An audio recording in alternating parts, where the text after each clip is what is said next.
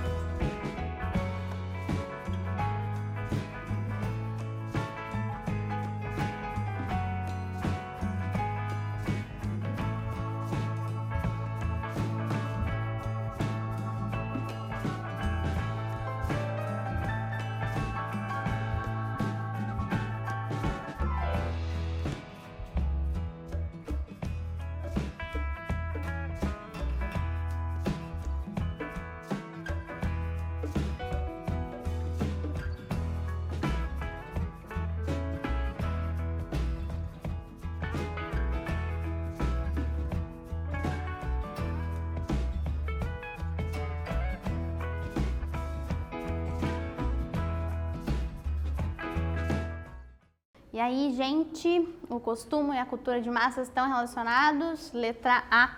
Na medida em que o sistema capitalista produz mercadorias para um grande público consumidor baseado nos gostos impostos pelos padrões. Então, resumindo tudo que a gente falou, né? E a letra B está errada porque vai falar que nega o barateamento da mercadoria industrializada. Então, é o contrário de negar, né? É 100% um barateamento da mercadoria industrializada nesse conteúdo da cultura como mercadoria. Então, voltando.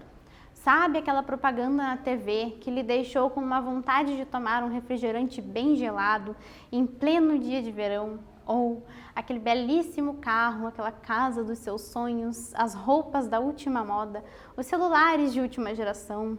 São tantas emoções e opções expostas e impostas pela mídia. Então aqui já estou trazendo exemplos de coisas que a gente vai adquirir porque as propagandas midiáticas vão deixar a gente com aquela vontade, né? O refri, a gente quer muito ter aquela casa bonita, aquele carro que está na moda e tudo mais. Celular, cada dia a gente troca porque a gente comprou hoje e amanhã já saiu um super mais moderno, com a câmera boa e a gente precisa daquilo para as nossas redes sociais.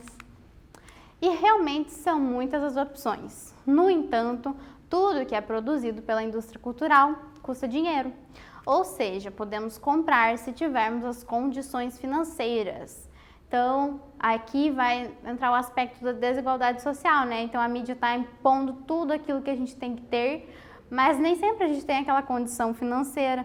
E aí, a gente vai se sentir inferior a quem tem a condição, porque não pode comprar, né? Esse tipo de coisa. Que no real não importa tanto assim quanto o que está imposto na nossa mente, né? E o capital, onde ele entra em tudo isso? Capital, né? Dinheiro. Não sei se eu deixei claro isso antes, então vamos lá. Bom, este se apropria das expressões culturais, livros, filmes, músicas, tudo que possa expressar a cultura de determinado grupo social e a transforma em produto para o consumo, fazendo com que a dicotomia entre popular e erudito quase se anule, pois a indústria cultural visa a compra e venda de tudo que ela produz, não importando se a burguesia está consumindo um CD de música funk originado e tocado nos bailes da periferia. Então, o que está dizendo aqui? Aquilo que a gente já sabe, que a indústria vai se apropriar das manifestações culturais, como filmes, e aí aqui vai trazer um aspecto novo, que é tirar a dicotomia, né? Tipo, a diferença uma coisa e outra entre o popular e o erudito. Então, o erudito seria quem ouve lá bossa nova, jazz, sei lá, esse tipo de coisa, enquanto que o popular é mais as culturas de periferia. Então, o funk ali que ele traz de exemplo. Então, agora na indústria cultural já não importa mais essa diferença se a burguesia vai estar consumindo um CD de funk ou se a periferia vai estar consumindo jazz e coisas que antes eram só da classe alta, né? Então, porque a indústria cultural quer transformar tudo em venda. Basicamente isso. Quando falamos em cultura, e principalmente em cultura de massa e indústria cultural, a coisa não é diferente. O que sempre vai estar em jogo é a manipulação dos valores e padrões estéticos visando ao controle das massas. Contudo, as classes sociais podem ter suas percepções e visões de mundo e também propagá-las, né? Então, vai trazer aqui um outro lado, né? Que nas diferentes classes sociais podem propagar a sua cultura através dessa indústria cultural, né? E vamos de questão, então. Com textinho, respira fundo. Vamos lá. Ver TV é um dos principais deveres do sociólogo. É ali, no mundo tal como ele é visto na TV, que a maioria das pessoas passa boa parte de suas vidas e adquire grande parcela do seu conhecimento do mundo. O principal objeto de nosso estudo e o principal alvo de nossas mensagens estaria dolorosamente incompleto hoje se fosse privado dos ingredientes fornecidos pela TV online. Recusar-se ver a TV equivale dar as costas a uma parte considerável e ainda em crescimento da experiência humana contemporânea. Essa é uma consideração que deveria orientar e ditar a seleção daquilo que os sociólogos devem ver, e não, lamentavelmente, sua estética ou outras preferências voltadas para a busca do prazer. Mas quem disse que o trabalho dos sociólogos deve ser estafadado a ser invariavelmente prazeroso? Invariavelmente prazeroso. Tá, então esse é um texto do Bauman, um sociólogo importante, que se chama Para que serve a Sociologia? Vou tentar não explicar muito o texto aqui, porque senão eu vou dar a resposta da questão. Mas, né, tá falando ali da importância da TV e tal, e misturando com o papel da sociologia. A partir do texto acima e de teoria sociológica sobre mídias, publicidade e consumo, assinale o que for correto. Então, analisem aí e voltamos daqui a pouquinho.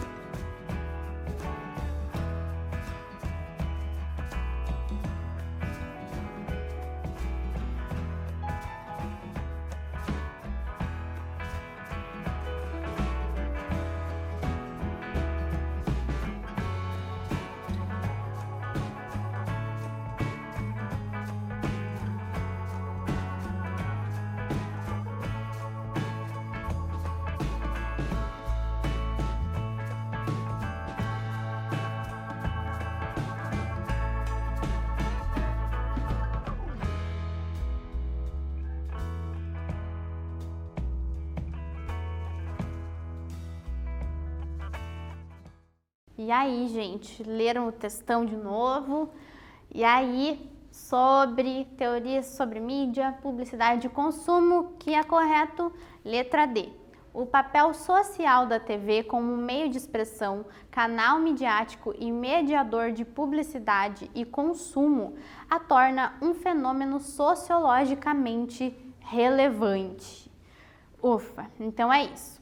Basicamente, o que estava trazendo ali era exatamente isso, que a TV, como meio de expressão, e é um canal midiático, né, do meio de comunicação, de massa e tal, que vai trazer publicidade e consumo, é sociologicamente muito importante. Então, esse autor vai trazer que a gente precisa ver TV para entender o que a sociedade está vendo e como ela age através do que passa na TV, né? Então, agora a gente sabe que a internet está tão importante quanto a TV, mas foram muitos anos da TV essa maior responsabilidade. Então, agora a gente lê as duas coisas, né? TV e internet, para não esquecer.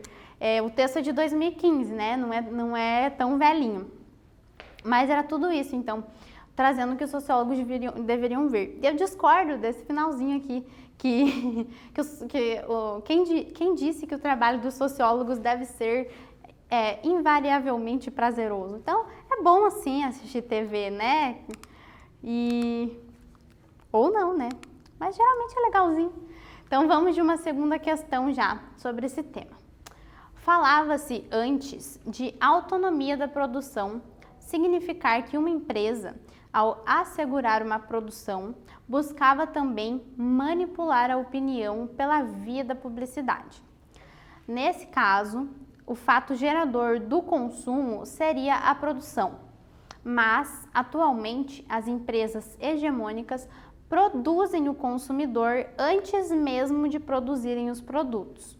Um dado essencial no entendimento do consumo é que a produção do consumidor hoje precede a produção dos bens e serviços. O tipo de relação entre produção e consumo discutido no texto pressupõe. Então, o texto está trazendo isso, que as indústrias, principalmente essa indústria cultural, vai produzir o consumidor a partir dessa difusão dos hábitos e costumes pela mídia, para depois produzir os produtos. Lembram lá nas outras aulas, coisas que eu falava, tipo, passou um tênis na novela, a gente vai querer comprar o tênis. Basicamente isso, tá? Então, analisem aí as alternativas e respondam pra gente.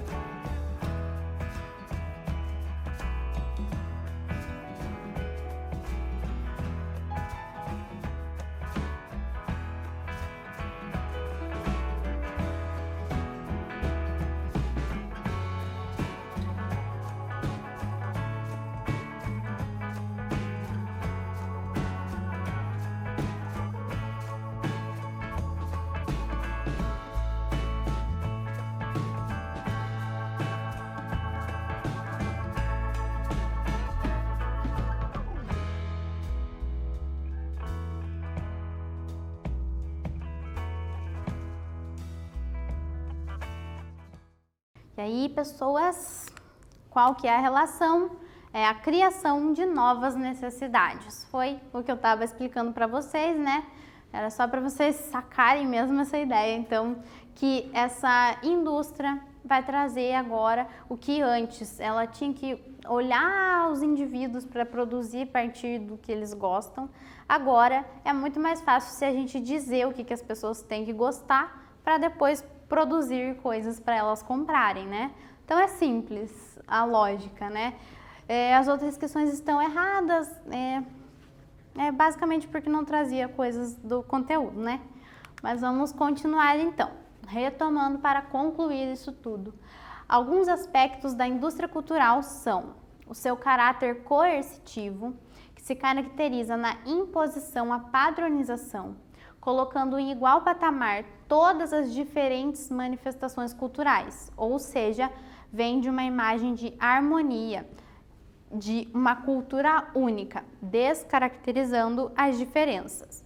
Então, já falamos disso, tem uma imposição e uma coercitividade de que só existe uma cultura, que todo mundo vai ter essa mesma, não existem mais manifestações diferentes culturais. A gente sabe que existe, né, claro, mas não é o intuito da indústria cultural. Para vender, a gente precisa padronizar.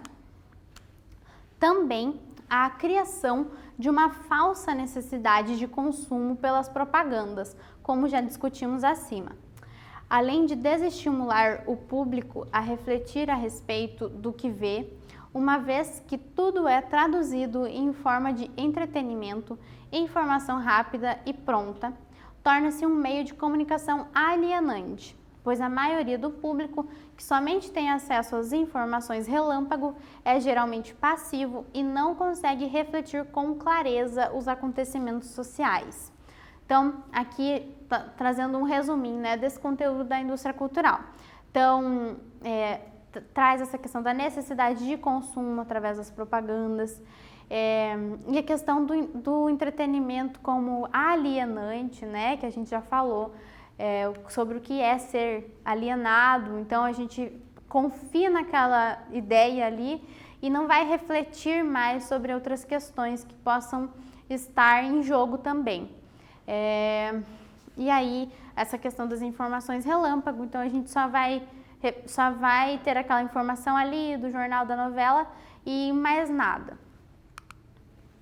A indústria cultural, então, pode ser caracterizada pela transformação da cultura em mercadoria, com produção em série e de baixo custo para que todos possam ter acesso. É uma indústria como qualquer outra que deseja o lucro e que trabalha para conquistar o seu cliente, vendendo imagens, seduzindo seu público a ter necessidades que antes não tinham, né? Então, mais uma vez essa questão, se a gente tem necessidades que antes a gente não tinha, é porque a gente aprendeu com a propaganda, o que passa nos filmes e nas novelas e nas séries, e a gente quer aquele tipo de coisa, que é o que está sendo disseminado, né? E aí tem a questão do baixo custo, também já mencionamos que até a qualidade pode ser menor, já que tem baixo custo, né? Então, do que era antes muito privado, esse é um outro lado da indústria cultural que vai disseminar e as pessoas vão poder ter acesso. Então, quem não podia ir no cinema, agora pode. Quem não podia ver filme, agora pode, porque a gente pode assistir de casa. Então, é mais ou menos essa questão ainda do baixo custo, né? Mas é uma indústria como qualquer outra, que deseja o lucro acima de tudo. Vamos de quiz sobre isso. De que maneira se manifesta a característica de uma cultura única na indústria cultural? Letra A. A cultura que se sobressai é apropriada pela indústria de maneira não coercitiva. E letra B. É vendida uma imagem de harmonia que parte da padronização e anulação das diferentes manifestações culturais. Um tempinho para vocês responderem.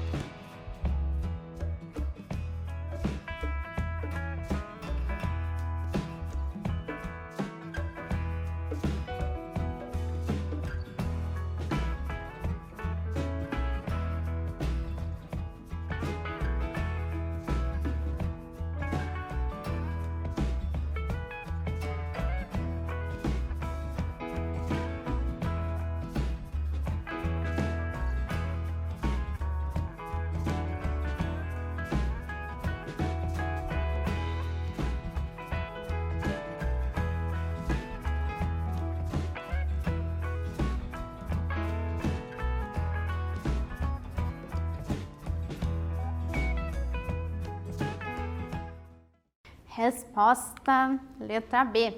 É vendida uma imagem de harmonia que parte da padronização e anulação das diferentes manifestações culturais. Então, é desse modo que acontece a característica de uma cultura única na indústria cultural, né?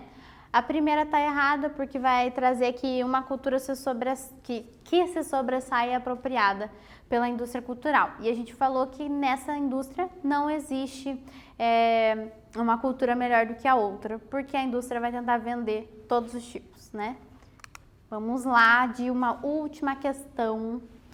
Com relação à chamada cultura de massas ou a mercantilização da cultura, marque a alternativa correta.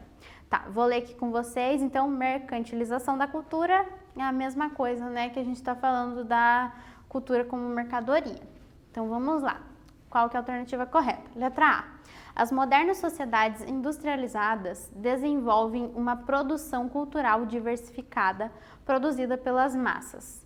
Essa produção tem por objetivo a satisfação das necessidades humanas, independentemente da lógica do mercado. Letra B.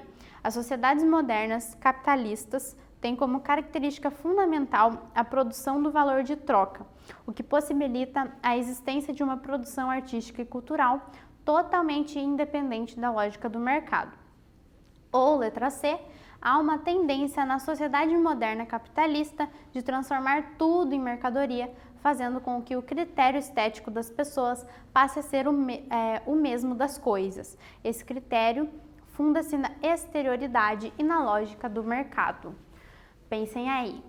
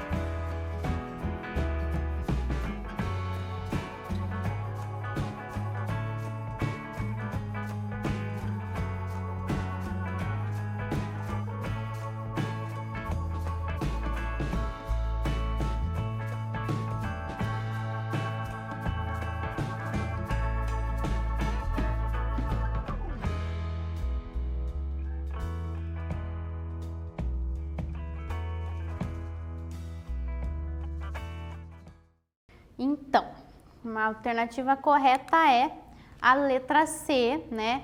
Tendência na sociedade de transformar tudo em mercadoria, e isso faz com que o critério estético das pessoas passe a ser o mesmo das coisas. Então, todo mundo pensa mais ou menos igual sobre os padrões estéticos. E esse critério funda-se na exterioridade da lógica do mercado. Essas pareciam meio todas certas, né? Vamos ver aqui por que as outras estão erradas. Então, desenvolve uma produção cultural diversificada, não é diversificada, né?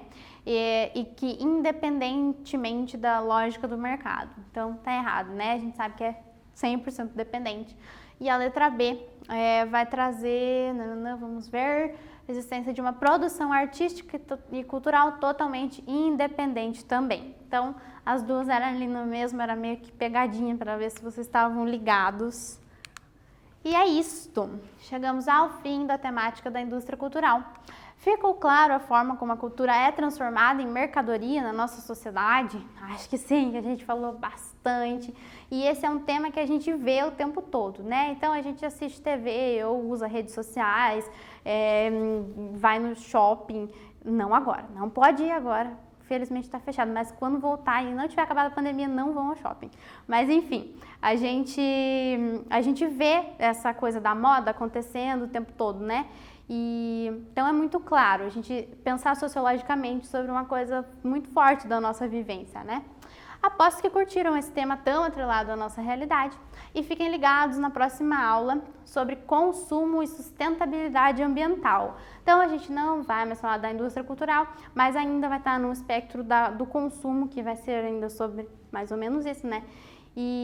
Mas agora pensando na sustentabilidade ambiental. Espero vocês, boa semana!